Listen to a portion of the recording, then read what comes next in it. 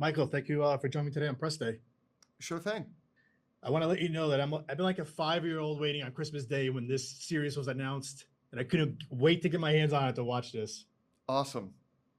So, let's start with this. Everything that Dexter went through in New Blood and now waking up from the coma, Harrison's gone. Where do you think his headspace is when we first see him in this series?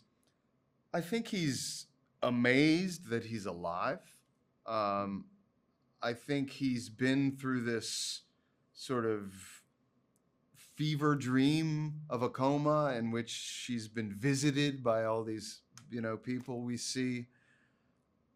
And I think he's on the other side of something. I think from the time the series proper ended to the end of New Blood, he's been in this protracted state of self-imposed exile and penance and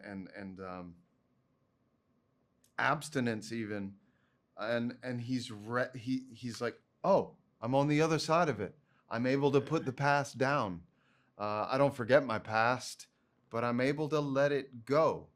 There's a lot to contend with. His life is incredibly fraught and complicated, and he has a relationship with his son to contend with, but there's a sort of directness and simplicity about it, a recommitment to the code, to reclaim his identity, and he has a sort of lightness about him that I think he hasn't had access to, in spite of being compromised by the gunshot, compromised by the fact that he's just older. I mean, he was in a coma for 10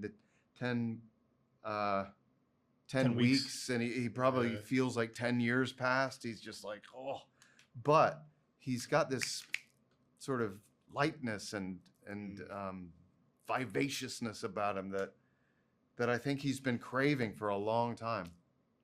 You mentioned the code and everything after, he went with Harrison, waking up from the coma. Do you believe that he deserves any kind of redemption in this season? Yeah, I mean, it's a crazy thing to say that a character who's been up to what he's been up to could be deserving of any kind of redemption, but I do think like he's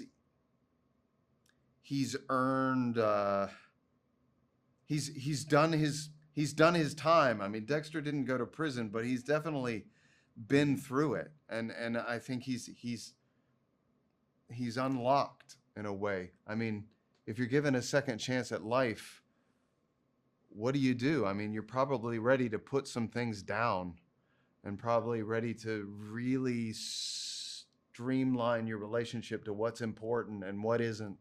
And I think that's kind of what he's ready to do. And I love that when he gets an inkling that his son is where he is, he just goes. He doesn't deliberate. He doesn't brood over it. He just goes. It's an impulse, and it's a human impulse, and it reveals something about, in spite of what Dexter tells himself and tells us, his undeniable humanity.